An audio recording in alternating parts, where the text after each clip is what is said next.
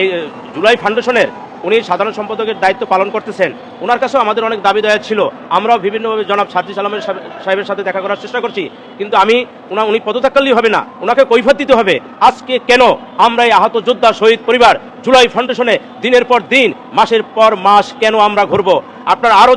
আপনাদেরকে আরও অবহিত করতে চাই, এই জুলাই ফাউন্ডেশনে আপনারা গিয়ে দেখেন আমরা যারা আহতরা এবং নিহত পরিবার বিভিন্ন জেলা থেকে আসে, তাদেরকে বসার মতো একটা জায়গা নেই, চেহার নেই, তাদেরকে একটা চা দেওয়ার মতো আপ্যায়নের ব্যবস্থা নেই, তাদের সাথে যা তা ব্যবহার করতেছে। মনে হয় আমরা জুলাই আগস্টের আন্দোলন করে ভুল করছি, আমরা মনে হয় এদেশের একজন কামলা, আমরা মনে হয় ভিখারি যেভাবে মানুষের দুয়ারে দুয়ারে গেলে নির্যাতিত বঞ্চিত হতে হয়, ঠিক এই জুলাই ফাউন্ডেশনের কর্মকর্তারা ঠিক তদ্রুপ আমাদের সাথে ওই ধরনের অমানবিক আচরণ করতেছে।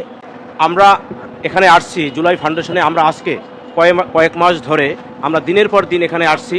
আপনারা জানেন যে যারা আহত তাদের জন্য 1 লক্ষ টাকা জুলাই ফাউন্ডেশন থেকে দেওয়া হচ্ছে, কিন্তু সেই 1 লক্ষ টাকা আমরা কাগজপত্র জমা দেওয়ার পরেও আমরা দিনের পর দিন বিভিন্ন জেলা থেকে আমরা এখানে আসছি, কিন্তু এখান থেকে কোনো আমরা সঠিক সিদ্ধান্ত পাচ্ছি না।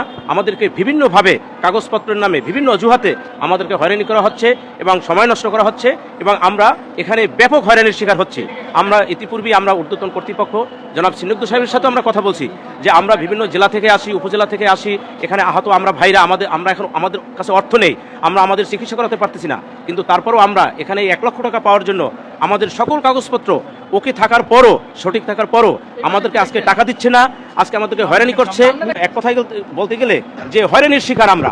আপনারা দেখতেই পাচ্ছেন যে এখান থেকে গ্রাম থেকে পর্যন্ত অনেক বয়স্ক মুরব্বীরা আসছে, যারা এই জুলাই আগস্টের আন্দোলনে গুলিবিদ্ধ যোদ্ধা। হয়রানি করতেছে আমাদেরকে।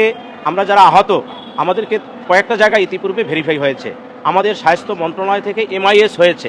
MISটা হলো সর্বশেষ একটা ডকুমেন্ট আমাদের, যে আমরা সত্যিকারে গুলিবিদ্ধ একজন আহত যোদ্ধা।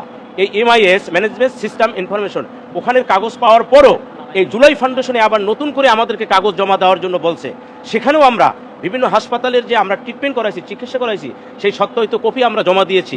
জমা দেওয়ার পরও আমরা মাসের পর মাস এখানে ঘুরতেছি। এরা শুধু বলে আমরা সিস্টেম করতেছি, আজকে দেব, কালকে দেব, আমরা ডিসেম্বর মাসের তালিকা ধরছি, আমরা জানুয়ারি মাসের তালিকা ধরছি। এই তালিকার অজুহাতে আমাদেরকে দিনের পর দিন, মাসের পর মাস আমাদের ঘুরাচ্ছে। এটাই হলো মানে কাগজপত্রের অজুহাতের নামে আমাদেরকে ঘুরাচ্ছে, হয়রানি করতে।